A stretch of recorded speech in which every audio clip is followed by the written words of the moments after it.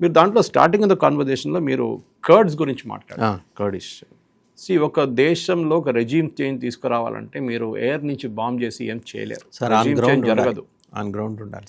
On ground ఏమైనా జరగాలి. మీరు వెనిజువేలాలో వెళ్ళి మడూరోని ఎత్తుకొచ్చారు, రెజీమ్ చేంజ్ జరిగింది. బంగ్లాదేశ్లో మీరు స్కూల్ పోరోలను దింపారు, వాళ్ళు రాళ్ళు విసిరారు, షేక్ హసీనా పారిపోయారు. శ్రీలంకలో అదే జరిగింది, నేపాల్లో అదే జరిగింది. అక్కడ వెస్ట్ ఏషియాలో ఒక రెవల్యూషన్ జరిగింది, జాస్మిన్ రెవల్యూషన్ అన్నారు, దానికి ఇంకేదో పేరు పెట్టారు వాళ్ళు.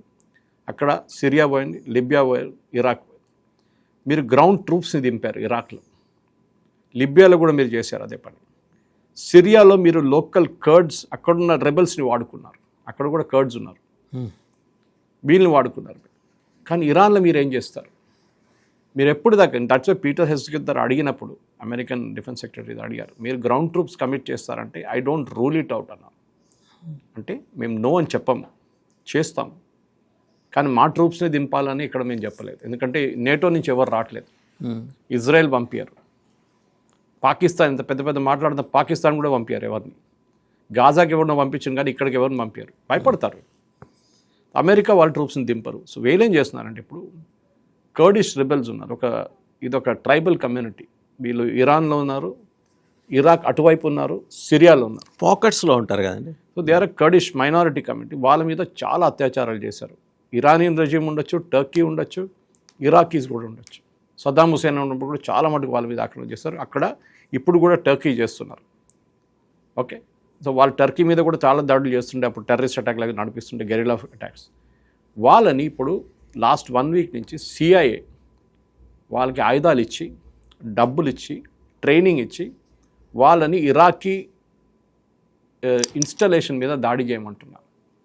ఇరానియన్ ఇన్స్టాలేషన్, ఇరాన్లో ఉన్న పవర్ ప్లాంట్, ఇరాన్లో ఉన్న వాటర్ సప్లై ఛానల్స్, ఇదన్నీ ధ్వంసం చేయమంటున్నారు.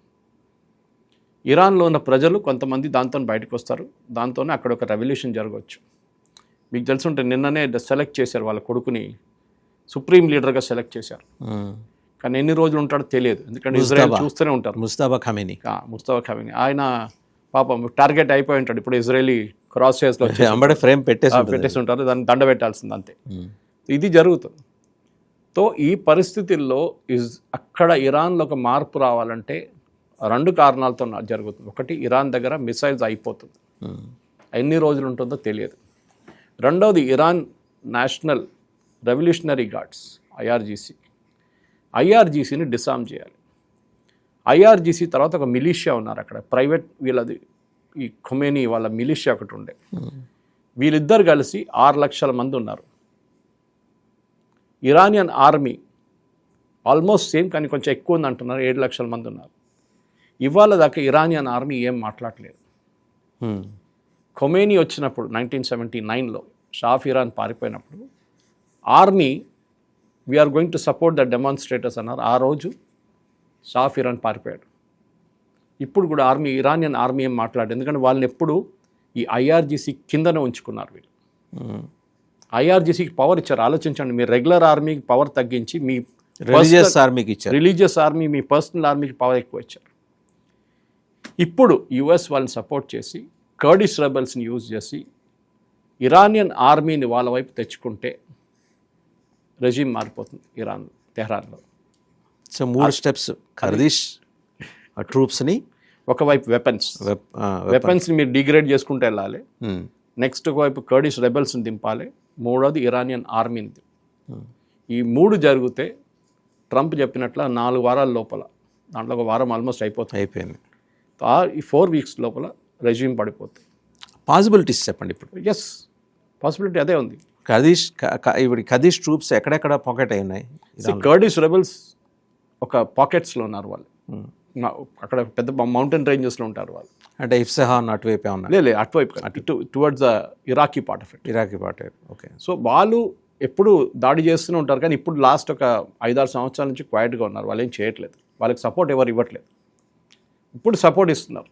అమెరికా ఆయుధాలు ఇస్తారు, ఆర్పీజీస్ ఇస్తారు, వాళ్ళకి గన్స్ ఇస్తారు, మైన్స్ ఇస్తారు, అన్నీ చేస్తారు. ఇన్ఫ్యాక్ట్ ఈవెన్ ఇరాన్ కూడా వాళ్ళ మైన్స్, వాళ్ళు ఈ స్ట్రైట్ ఆఫ్ హోర్ముజ్లో డైరెక్ట్లీ ఫైర్ చేయకుండా మైన్స్ వేస్తారు నీళ్ళలో. ఇది వీళ్ళు కూడా చేయొచ్చు రేపు.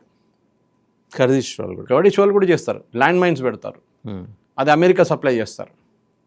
సో ఇరానియన్ ఆర్మీ అది చూసి భయపడడం కాదు, వాళ్ళు తెలిసిపోయింది వాళ్ళకి ఇది మారిపోతుంది, ఈ ఇరానియన్ రెవల్యూషనరీ గార్డ్స్ని వీళ్ళు డిసామ్ చేయాల్సి వస్తుంది, వాళ్ళని కూడా చంపేయాల్సి వస్తుంది. కానీ మీరు 6 లక్షల మందిని చంపేయలేరు. అట్లా చాలామంది పారిపోతారు, కావాలంటే డ్రెస్సులన్నీ పడేసి సివిలియన్ డ్రెస్ వేసుకుని వెళ్ళిపోతారు.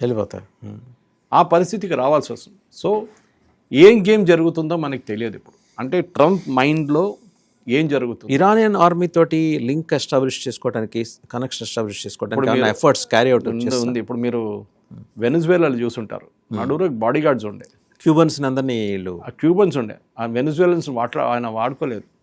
మన నిజాం లాగానే, నిజాము ఇక్కడున్న వాళ్ళ లోకల్ మిలిషియాస్ ఇంక్లూడింగ్ రజాకాస్ని ట్రస్ట్ చేయలేదు. ఆయన ఆఫ్రికా నుంచి తెచ్చుకున్నాడు, వాళ్ళని మాసప్ ట్యాంక్ దగ్గర ఉంచుకున్నాడు. ముందు ఆఫ్రికన్ క్యావెలరీ గార్డ్స్ అంటారు వాళ్ళని, ఏసీ గార్డ్స్. వాళ్ళ ముందు అక్కడ ఉంటే తర్వాత వాళ్ళని బ్యారక్స్ తీసుకెళ్లారు. అవును, సిటీ అవతల తీసుకెళ్ళినప్పుడు బ్యారక్స్ అంటారు, ఆర్మీ బ్యారక్స్. అది ఇప్పుడు కరప్ట్ అయిపోయింది, అది బర్కాస్ అయిపోయింది. So that is where this people is. So body గార్డ్స్ని ఫస్ట్, సో వీళ్ళ దగ్గర ఉన్న ఈ ఐఆర్జీసీ వీళ్ళు ప్రొటెక్ట్ చేస్తున్నారు, ఇప్పుడు ఈ రెజ్యూమ్ని ప్రొటెక్ట్ చేస్తున్నారు వాళ్ళే. సో ఐఆర్జీసీలో ఒక డివిజన్ తీసుకురావాలి, వాళ్ళ మీద సబటాజ్ అటాక్స్ చేయాలి, కర్డిష్ రెబెల్స్ని వాడుకోవాలి, రెగ్యులర్గా వాళ్ళ ఇన్స్టలేషన్ మీద కొట్టాలి. అంటే electricity supply, water supply, as it is water supply problem ఉంది ఇరాన్లో, చాలా ప్రాబ్లం ఉంది. దాని తర్వాత next is hit there economic assets. Oil అయితే ఇప్పుడు అమ్మట్లేదు, వాళ్ళు అసలు అమ్మలేకపోతున్నారు. వాళ్ళు స్ట్రైట్ ఆఫ్ హార్మూజ్ బంద్ చేస్తే వాళ్ళ ఆయిల్ కూడా పోయింది, వాళ్ళ ఆయిల్ కూడా ఆగిపోయింది. సో ఇప్పుడున్న పరిస్థితి వాద్దాం. కానీ ఇది రికార్డ్ చేస్తున్న ఈ రోజుకి రేపు పొద్దున్నకి ఏం జరుగుతుందో మనకి చెప్పలేం. ఈ సమయానికి రేపటికి మారవచ్చు. మా ప్రేక్షకులు చూసి నన్ను చెప్పకూడదు, సురేష్ గారు ఎందుకు మీరు పాత న్యూస్ చెప్తున్నారని కాదు, ఇప్పుడున్న పరిస్థితి ఇది. రేపు దీని గురించి ఇంకా డీటెయిల్గా విశ్లేషణ చేద్దాం, ఏం జరుగుతుందో ఇవాళ సాయంత్రం లోపల, రేపు పొద్దున్న లోపల ఏం జరుగుతుంది దాని గురించి మాట్లాడదాం. కంక్లూజన్ కోసం ఒకే ఒక పాయింట్ సురేష్ గారు, ఇప్పుడు ఈ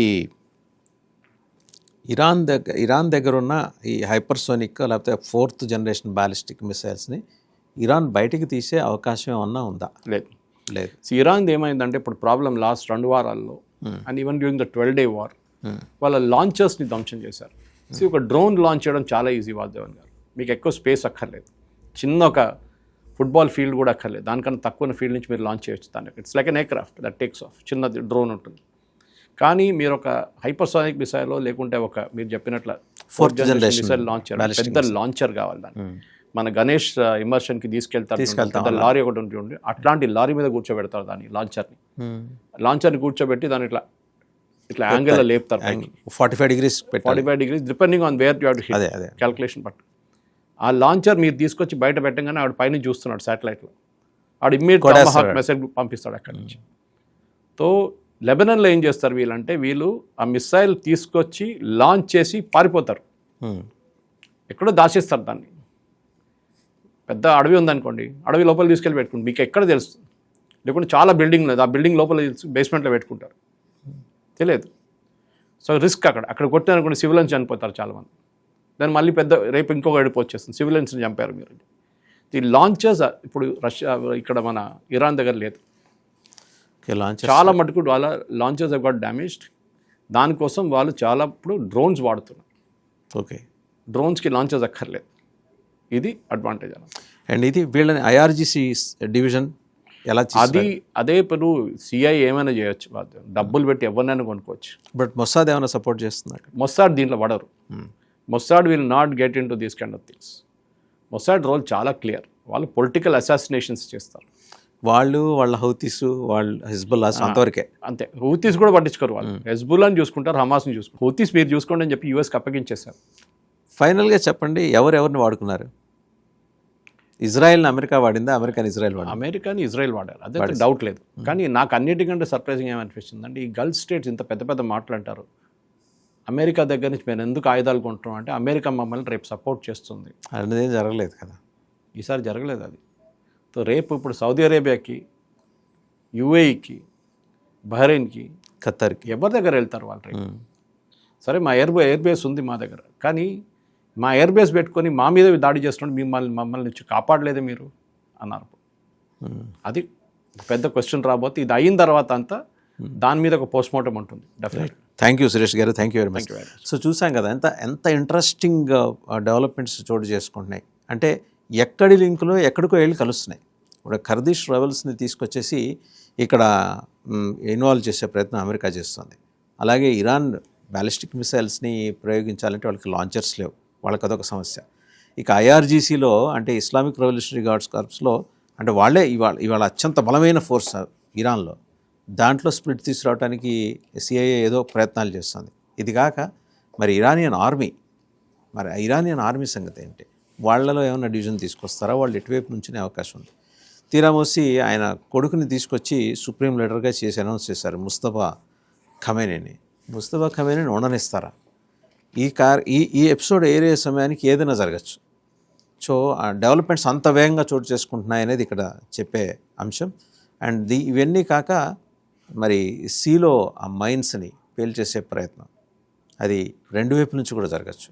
ఇన్ని డెవలప్మెంట్స్ మధ్య అలాగే జీసీసీ నేషన్స్ వాళ్ళ వ్యవహార శైలి మీద ఎప్పటికప్పుడు మారుతున్నాయి. ఇప్పుడు నిన్న రియాద్లో ఉన్న యుఎస్ కాన్సులేట్ని యుఎస్ అంబసీని కొట్టారు, ఈరోజు మరి సౌదీలో కొట్టారు. సో ఇరాన్ చాలా వ్యూహాత్మకంగా వెళ్తుంది. అమెరికా కానీ ఇజ్రాయెల్ కానీ ఊహించలేదు. Whereas Israel mission is completed. వాళ్ళు right now they are confine to Lebanon. హెజ్బుల్లాస్ని కంటైన్ చేసే విషయంలో బిజీగా ఉన్నారు. ఇప్పుడు సిఏఏ ఒక్కటే ఈ అంశాన్ని హ్యాండిల్ చేయాలి. ఎలా హ్యాండిల్ చేస్తుంది? రెండోది మరి గల్ఫ్ నేషన్స్లో తాగునీరు మంచినీళ్ళు తాగడానికి ఇంకో 4 వారాలు ఉంది. మనమేమో ఇంకో 4 వారాల పాటే మనకి ఆయిల్ రిజర్వ్స్ ఉన్నాయి. సో రెండు కాంట్రాస్టింగ్ అబ్జర్వేషన్స్ ఇక్కడ. రెండూ కూడా దైనందిన జీవితానికి అవసరమైనవి. చూద్దాం ఏం జరుగుతుందో. Thank you very much sir Suresh garu. Thank you.